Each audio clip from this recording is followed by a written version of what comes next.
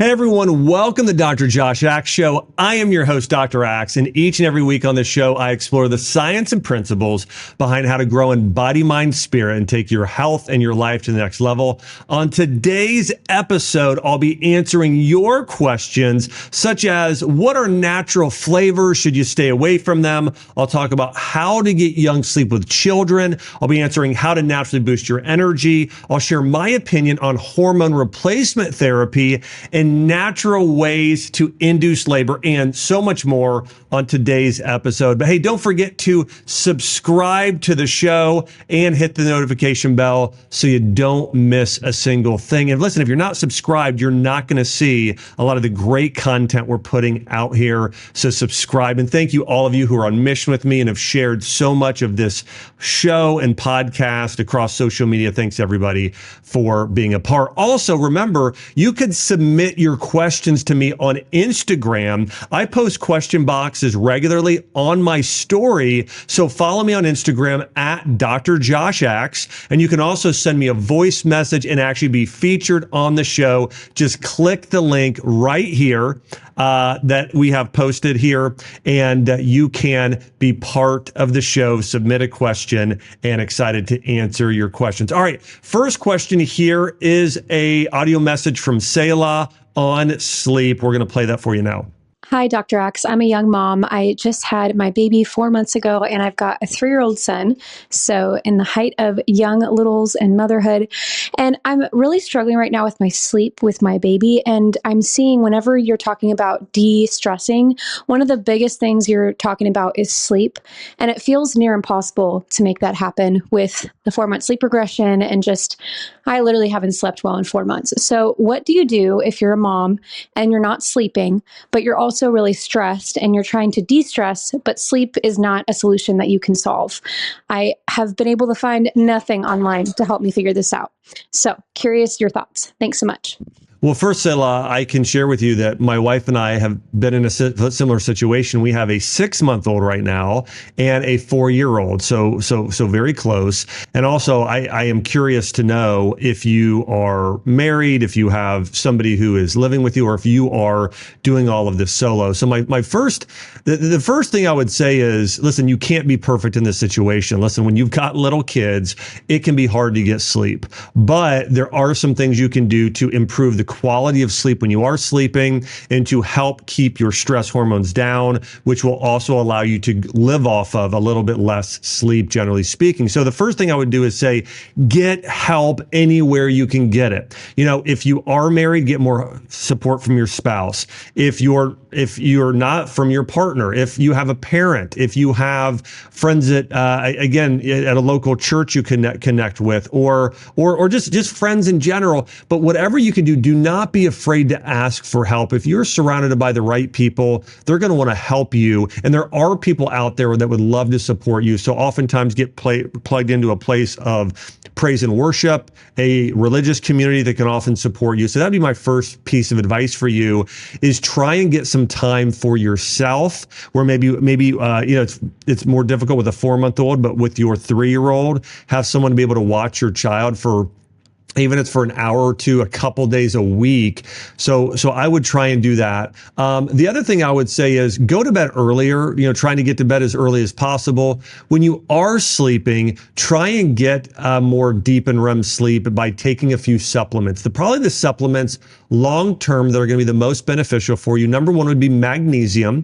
I'd recommend about 300 to 600 milligrams a day. You can get magnesium citrate or a chelate or a glycinate, but those sort of magnesiums are calming and relaxing to the body. 3-in-8's another good version. But basically, buy a magnesium supplement, take that. Also, you could take ashwagandha. It's an herb that helps lower cortisol levels, reducing stress on the body. Now, in general, you can also eat more magnesium-rich foods that are calming, eating more healthy fats, getting some more wild organic meat. But healthy fat, healthy meat, not over consuming the carbohydrates will also help you get better sleep, and not eating too late at night, trying to eat an earlier dinner. If you can eat dinner around 5 or 6 o'clock and go to bed around 9 or 10, that's going to be a much better option. If you, again, the earlier you can get to bed, even if you go to bed at 8, actually, that's the best. And eating dinner around 5 would be the ideal scenario.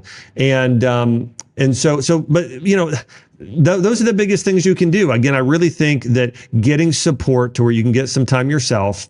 I think eating a diet that's high in protein, fat, and lower in carbs. And then I think and not no carb, you don't want to go keto. You just want to do some berries, some sweet potatoes, some rice. Those is your source of carbs, and a lot of meat, vegetables, and healthy fats like avocado, coconut, and extra virgin olive oil. And then again, magnesium ashwagandha. And I think that will help you the most. Again, I just want to say, listen, that's a difficult situation. Raising young kids, it's hard to get as much sleep as you want. But I do think if you're able to follow some of the advice I just shared, you will get better sleep at night. But again, here's the thing. Do not be afraid to ask somebody for some help and for some support. There are a lot of people out there I know that want to help serve you, love you, support you. And so make sure to lean on those people during this difficult season. Second question here, how can I minimize my sugar cravings? Well, if you are craving sugar, one of the best things you can do is embrace what I call the power of sour. Oftentimes we crave sugar and then secondarily people crave salt. When really, some of the foods you want to be getting in your diet are bitter and sour and umami.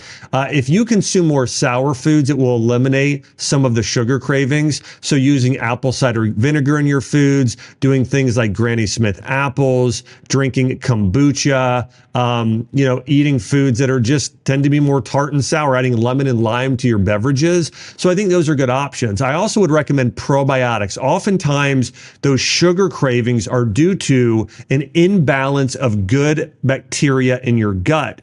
And oftentimes you have an overgrowth of candida, and yeast and candida, that bad bacteria in your system, will crave sugar. And so in order to eliminate that, certain types of probiotics, especially soil-based organisms, help clear out some of the candida. In that case, taking a probiotic supplement would be very beneficial. Also using natural herbs to eliminate sweet sugar cravings, like using pumpkin pie spice, apple pie spice, cinnamon. Those herbs will help lower the amount of sugar you need, and adding those into smoothies or applesauce or yogurt, whatever you're eating, would be beneficial. Another big part of eliminating sugar cravings, along with the sour foods and the probiotic rich foods, is just generally getting more protein, fiber, and water. Do about 30 grams to 50 grams of protein per meal 3 times a day. Try and get about 30 to 40 grams of fiber per day. You're going to get that by eat more meat that's organic, eat more vegetables, eat more berries, get fiber that way, eat more beans or sprouted grains to get more fiber, and then drink a lot of water. Drink at least your body weight or half of your body weight in water up to your full body weight in ounces of water a day. These will all help reduce sugar cravings. Also, sugar cravings can be connected to B vitamin deficiencies, so you might consider taking a B complex vitamin. And then here are some natural sugar alternatives. The reality is you're going to want something sweet, but you can always replace the added sugar with natural forms of sugar or things that are naturally sweet, even with no calories. So the first thing I'd recommend is get high quality fruit in your diet, especially berries, blueberries, blackberries, raspberries. So get more fruit. The second thing I would say is do monk fruit. So if number one is fruit, the next thing is monk fruit. That's a very low calorie, natural sweetener from fruit. The other option is stevia. I'm a fan of stevia. It's been used as an herbal medicine to sweeten teas for thousands of years in Asia and South America. So I think stevia is a good option. Allulose is another good option. That comes from things like figs and raisins and jackfruit. So that's another very low calorie natural sweetener. And then a little bit of raw honey. Even those things are sweet and have sugar, they will satisfy your cravings without doing harm to your body if you do them in moderation. So again, fruit, monk fruit, stevia, allulose, honey, also doing some of the sweet herbs like cinnamon are good options. And then also one other thing that may be helpful in order to keep your blood sugar balanced, taking a herbal supplement like berberine, which comes from bayberry leaf, would be another good option for you in how to naturally reduce those sugar cravings. All right, we got a question here from Chelsea. Let's listen. I'm curious what your thoughts are on natural flavors and if they're harmful or beneficial for our bodies. Hey, great question, Chelsea. Thanks. And I know you've asked questions before, and this is a great one. So here's the thing with natural flavors. If you go and flip over a pack of protein powder or a natural product you'd buy at a local health food store, you're going to sometimes see on the label made with natural flavors. Now, here's the reality. Those could be good and very healthy, or they could be bad for you. It's a really hard thing to answer. I can share with you, I own a supplement company, and we do a protein powder and a collagen powder, and our natural flavors are made of things like cacao and sea salt and basically other just natural flavorings like a cinnamon derivative. And they're very small amounts, but they're all part of one formula. And I know that ours are truly just natural herbs and flavorings. However, some companies might put in flavorings that are natural, but that maybe might not be that healthy. Now, I think generally the natural flavors are fine. I know that there's a few companies over the years when you go and find out their natural flavors, they tend to be maybe made with something that's a type of a gum or a very processed form of sugar. I mean, there's all kinds of things there. Maybe dairy, maybe even MSG. I mean, there's a lot of things. It could be. Well, of course, MSG couldn't be because it's a natural flavor. Maybe a yeast extract or something. But I would say, generally speaking, I think natural flavors are fine. I think there's a lot of Instagram or social media influencers that say all natural flavors bad, they're evil, but that's not true. Those people are just trying to get hype with their videos. So again, natural flavors, the majority of the time are fine. However, sometimes they can also hide ingredients that you don't want in there. Basically, I think the moral of the story is buy from a brand you really feel like you can trust, that tends to be very open about what they're putting in their products. But when somebody is using that on an ingredient label, it can be hard to know. But generally, natural flavors are just what they say. They're natural flavors. Next question here. How can I protect my health with bad air pollution in my area? Well, the best thing you can do is, let's say you're spending 70% of your time indoors. Well, make sure your indoor air is clean and get a high quality indoor air filter. There are brands like IntelliPure, Air Doctor, and others that are great home filters that you may consider using that that will keep your indoor air clean, because you can't change your outdoor air. You can't change that. Okay. You have no control over that. However, you do have control over your indoor air, and keeping one in your bedroom where you're spending probably half of your time in your home, and then the other half in your main living area. I would get 2 air filters. You can also get whole home filters that actually connect to your ventilation system, but I would at the very least get air filters for where you're sleeping in the room, typically the living room or kitchen, where you're spending a majority of your time, and that will help keep your air clean. So even if you go outdoors for a couple hours a day, at least when you're indoors for probably,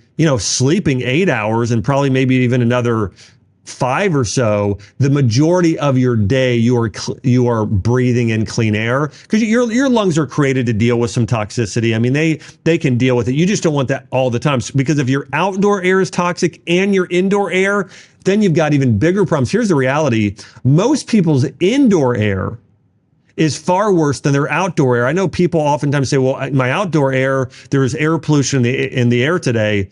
Well, if you've been using VOC paint and you've got carpet in your home and you have lots of other things, cleaning products, I mean, you're breathing in way worse air than outside. So the best thing you could do is buy an air filter for your home. Again, the two brands that I know I've used in the past, right now we've got IntelliPure and we have Air Doctor, both in our home that we're using to cleanse the air. Also, there are some herbs you can take that are good for your lungs. Echinacea is one of those primary herbs that's very, very good for lung health. So I would put that at the top of the list. You could take echinacea. Cordyceps mushrooms also tend to be pretty good.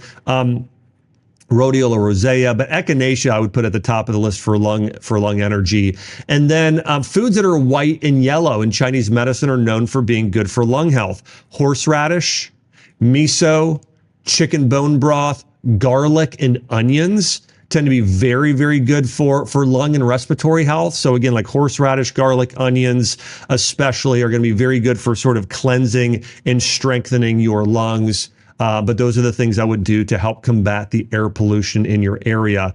Keep your indoor air clean. Here's another question. How can I reduce or avoid heavy metals? Well, the biggest way is to eat and drink out of primarily stainless steel and glass. So I would do that in your home, stainless steel and glass. In the past, a lot of our heavy metal exposure was due to lead-based paints. That was a major issue. Amalgam fillings, those had mercury. That was another major issue. If you stay away from the lead-based paints and the silver fillings, that alone will help tremendously. We also have heavy metals like arsenic and cadmium in a lot of our food supply. Rice, if it's non-organic, tends to be very high in arsenic, but so do apples. Really, a lot of the foods that come out of China, if you are buying foods from China that are non-organic especially, they tend to contain heavy metals, especially arsenic. So I would say buying foods that are certified organic will also help reduce your heavy metal toxicity. And those are the big things you could do. Again, eat organic, stay away from foods from China.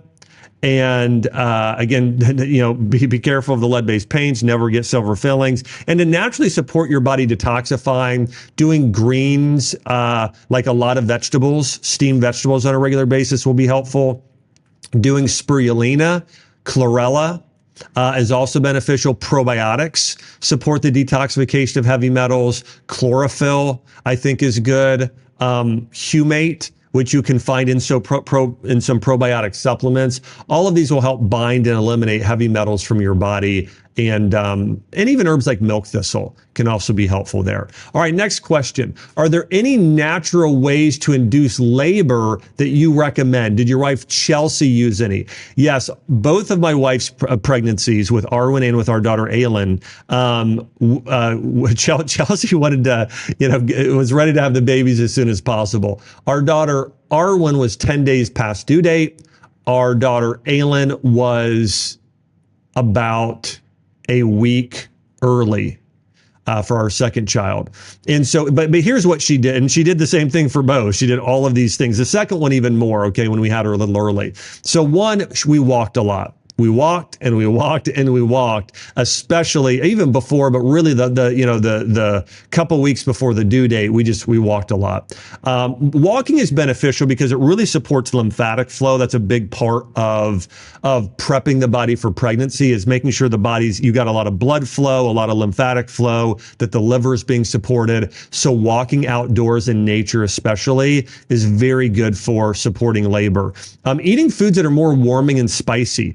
That's very, very good for the body. That helps with prepping for labor. I like ginger and garlic especially for this. So a lot of garlic in foods can be beneficial. Acupuncture. My wife was getting acupuncture weekly the last month prior up to her giving birth, and before that she was doing acupuncture probably at least every month. Herbs like black cohosh and blue cohosh tend to be very good for this. Evening primrose oil, my wife took that her entire third trimester. And then things like raspberry leaf tea, and then my wife did dates. I want to say she did 3 dates a day. She would do 3 dates, just dates, just eat those a day. She would tend to do those around her workouts to also deal with the sugar, but yeah, she would do dates. I mean, that's a lot of things. We walked a lot, spicy foods, acupuncture, black cohosh, evening primrose oil, raspberry leaf tea, 3 dates, all support inducing labor naturally. One other thing I do want to mention too is sometimes if you know that your baby is breech, you can see an acupuncturist and a chiropractor. Chiropractors, some of them do a technique called Webster's technique, and they can sort of prepare the body and the pelvis for birth. So another thing you may consider along with the acupuncture is doing chiropractic. I think those two things together can also help prepare the body for labor. All right, question here from Trina. Hi, Dr. Axe. I have a question. I recently went and got a blood test. I was having some issues with digestion. The blood test came back as probable celiac, so positive. My family doctor suggested I get a biopsy, but I understand that there is risk with biopsy. Also, it terrifies me to have a tube in my colon, so I decided to not get that done. And I've just gone gluten-free. A lot of gluten-free food is not that healthy. It is processed food, as you know. So I'm just wondering if I should continue gluten-free, seeing as it was not confirmed that I have celiac, and how important is it to get a biopsy done after testing positive for celiac? Thank you. Yeah, great question, Trina. So I would say, one, I'm not your current physician, so for me to tell you to not or to get a biopsy, I'd say if it was my wife or family, or let me say if it was me personally, I would just do everything right. And I wouldn't feel like I personally needed to get a biopsy. And that's not what my wife would probably get done either. We would just say, okay, let's eat as healthy as possible. As you mentioned, a lot of packaged foods that are gluten-free aren't healthy. So my advice for you would be don't eat packaged foods. I would say eat food. Just eat real food that's been unprocessed. So an ideal diet for you is going to look like do a lot of meat, or specifically organic, grass-fed beef and bison, chicken and turkey, wild-caught fish. Venison, do eggs. All of that is fantastic. Do bone broth. So get a lot of protein. Do some healthy protein powders like a bone broth protein and a collagen. So get a lot of protein that way. Get a lot of healthy fat. I'd recommend avocados, olive oil, and coconut oil or coconut-based products like coconut yogurt. Those are going to be great for your gut health. So get those healthy fats, and maybe even walnuts would be good as well. So I would really focus on those. And then in terms of your carbohydrates, do more fruit, do pears, do applesauce, do blueberries, do blackberries, do raspberries, but eat a lot of fruit. Okay. And then in addition for your carbohydrates, I'd recommend sweet potatoes, rice, and oatmeal. Those are all gluten-free. Those are all great sources of carbohydrates. Again, rice, oats, and sweet potatoes or regular potatoes are fine too. And make that in terms of your carbs and starches. And then you can also do beans and legumes as well. So just eat real food. If you feel like you have to have bread, then do a 24-hour fermented sourdough bread you make yourself, or you buy at your farmer's market or from a local baker where you know this is true sourdough. It's been made a long time, because even people with celiac can tend to do sourdough bread. But if the bulk of your diet is what I first told you should be, you're going to do well. Now, you can go to a health food store and often buy rice-based breads and products. For instance, there's a rice and corn-based English muffin that my wife Chelsea and I have bought before. But right now, Chelsea makes all our bread at home via sourdough process. So we don't really buy bread out ever. But if you feel like you had to have it, then buy that gluten-free. But I'd say just stay away from the packaged foods. If you just eat real food like I shared with you, you're going to be golden. Also, I would say there are some things that'd be great for you to take gut-wise. Number one is going to be a probiotic supplement. I'd recommend taking 100 billion CFU daily of a high-quality probiotic. So if you can only afford one or to take one supplement, take a probiotic. The second best supplement for you to take would be a bone broth protein powder. Doing that as part of a smoothie in the morning with some coconut milk and berries would be wonderful for you as well. And those are probably the top two I would recommend you consume on a regular basis: is a probiotic, a bone broth protein powder. Drinking herbal teas like ginger herbal tea is also great for your gut, or a gas and bloating tea is really good for your gut health. That's probably going to be a blend of something like ginger and peppermint and cardamom and caraway and fennel. Those sort of herbs that are very good for your digestive health. But I think if you just share if you do what I just shared with you, you're going to see you're going to see tremendous results. And not only is that going to help celiac, it's also going to help you just heal and be your absolute best in terms of your health. One other thing, if you want to see a practitioner, acupuncturists tend to do a great job with treating gut inflammation. So I think that would help you as well. All right, question here from John. He said, I am constantly tired. What are some ways I can naturally increase my energy without caffeine? Well, the best way to boost your energy without caffeine, there's several things. Number one, get better sleep. Go to bed earlier. Before bed, 1 hour before, no light whatsoever. Listen to an audiobook or read a book with just more of a yellow light. You get a light bulb doesn't have that blue light. So read or listen to an audiobook before bed. Once you get to sleep, have a weighted blanket. Make sure your room is pitch black. Make sure it's cold as well. And that's big for boosting energy, is sleep. The second thing is, diet-wise, don't overconsume carbs and don't eat a big meal late at night. Eat a big breakfast, eat a big lunch, eat a moderate dinner. And the earlier you eat dinner, the better. If you ate dinner at 4 o'clock, perfect. 5, but try and eat dinner. Try and give yourself about 3 hours before you go to bed. So try and eat an earlier dinner around 5, the latest, ideally 6. So if you can eat dinner earlier, that's better, and don't overeat. You want to consume mostly protein, some fat for dinner, not overconsume the carbohydrates. That would also be helpful. And then there are natural energy boosters that they don't necessarily work like caffeine automatically and that strongly, but they will help over time. My favorite natural energy boosters herbally that aren't caffeinated are going to be, number one would be ashwagandha. Then I would say Panax ginseng.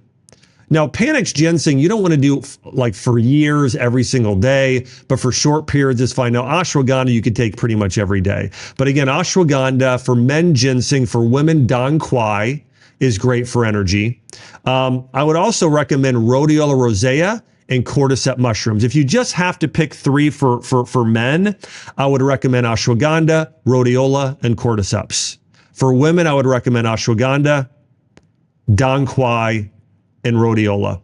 And then I also like reishi mushroom. But if you could do an adaptogenic blend like that supports adrenal health, I think that's long-term one of the best things you can do for energy. And walking just around your meals before and after also is a great way to naturally boost your energy levels. Question here from Melissa. What are your thoughts on HRT, that stands for hormone replacement therapy? I'm generally not a big fan of hormone replacement therapy. Here's what I would say. I like it better than some things. If you're doing like a compounding pharmacy, I like it better than I like it better than taking a drug or a medication.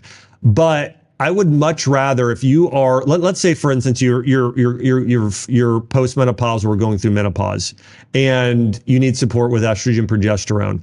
I would rather you first take a food approach, lifestyle approach, and an herbal approach. So from a lifestyle approach, walking outside more and getting more sunshine, spending time in a garden, that can be wonderful for supporting your health. And reducing stress, spending time with praise and worship, having a closer friend group, all those things are good.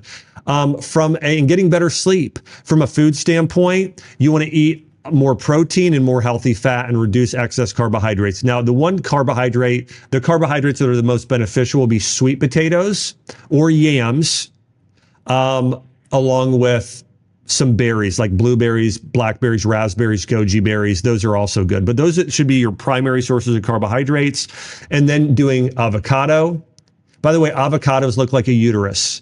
Olives look like ovaries. So eat a lot of extra virgin olive oil and olives, and do a lot of avocado and a little bit of coconut oil. So do a lot of those fats, also some walnuts, chia and flax. Flax seeds in particular, in terms of a nut or seed, is the best for menopause. So doing some flax meal in a smoothie would be good for you. And then, wild caught fish, grass-fed beef, those sort of things. Those are all going to be beneficial. And then from an herbal standpoint, I would recommend black cohosh is better than hormone replacement therapy ideally. So black cohosh, wild yam, and dong quai.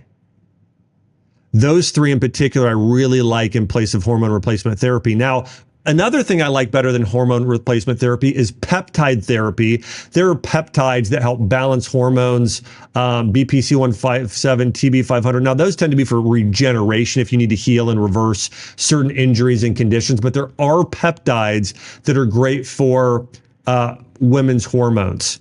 One other, if you also have thyroid condition, ashwagandha tends to be wonderful as well. But I would say, listen, if you exhaust what I just shared with you, you change your diet, you walk a lot, you reduce stress, you get better sleep, and you take those herbs I mentioned, along with probably a probiotic supplement and a B complex, and your hormones are still off, then consider hormone replacement therapy. Okay, that's so again, there's a time and a place, but it's not the first thing I would jump to. I would jump to these other things. I'd start off with what I just mentioned before you jump into the hormone replacement therapy. Next question here. What are the top 5 things I can do to protect my health in this difficult economy? If you are trying to optimize your health on a very, very low budget, my first piece of advice to you would be buy in bulk. Buy organic meat in your food in bulk, and at places like Costco. I would go to I like Chelsea and I did this when we were first married. We bought like half a cow and we had a freezer. And so we bought a really high quality organic animal, and that's what we used for almost all of our meat products. So we bought that in bulk. That was really great. We bought Costco. So we bought organic vegetables there in bulk, and a lot of our basically all our foods in bulk.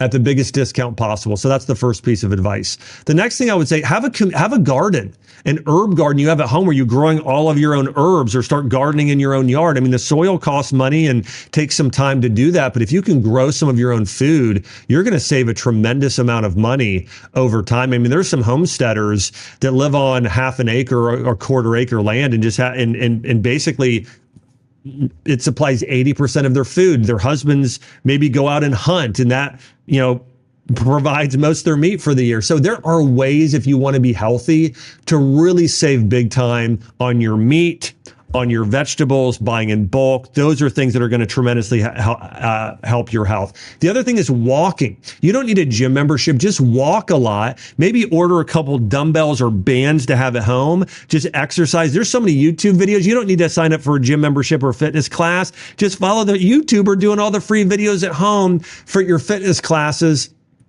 And then I would say connect to a good community, okay? Be part of a community of praise and worship. Build strong relationships. There was a study done at Harvard that found the number one factor for health and longevity is your community. If you have great friends and family around you, that's the number one thing that will make you healthy. And then after that, it's walking. And after that, it's eating healthy organic food that you make at home. Those 3 things I just mentioned will radically improve your health more than any supplement, any therapy, any medication, anything else you can take. Those things will move the needle the most. And so you can be healthy even in the most difficult economies with what I just shared with you. Again, buying your meat, getting those in bulk, doing a home garden, having great community. And again, I mentioned walking there as well would bring you tremendous health. I want to say, hey, thanks so much for asking these incredible questions. Hey, if you're watching on YouTube, let me know if you have any additional questions and your thoughts, and we'll try and make it part of a future episode. Also, don't forget, you could submit your questions, and make sure to follow me on Instagram at Dr. Josh Axe on a regular basis. On my stories, I will post things where you can ask your questions there, and I love answering your questions. Sometimes I'll answer them right there, and sometimes we'll make them a part of the show. And also, thanks I just want to say thanks to all of you who are sharing this show. I see many of you on your Instagram feeds. And by the way, if you share on Instagram or Facebook, we'll try and reshare anytime you share anything anytime you share anything that we post, we will try and repost for you as well. So thank you, all of you who have been sharing this content on your social media feed. Also, thank all of you that are subscribing. We've got thousands and thousands of people subscribing every single week to the show. I mean, it's growing in popularity like crazy. And by the way, when you subscribe and share, it allows us to bring on even more high profile guests. Because you subscribed and shared, I was able to bring on incredible guests like Carrie Underwood and Vani Hari and Dave Ramsey and some amazing medical physicians. I mean, having them on the show here, we got coming up. I know I've got John and Lisa Bevere here in the future, these amazing spiritual gurus. We had, again, Craig Rochelle. We've got, we've had Sean Johnson East, the Olympian. We got Mark Hyman coming up, Tim Tebow here in the future. I mean, we've got some amazing, amazing guests coming up in the future, all because you continue to share and you've subscribed and you've been part of this community. So again, I love having you part of this community, and I love being able to change the world and lives together with you. Thanks so much. And remember, each and every week on this show, we're diving deep into how to truly be healthy. Remember, health is body, mind, and spirit, which is why we cover all those topics on the show and more. Hey, thanks so much for tuning in here to the show. I'll see you on the next episode.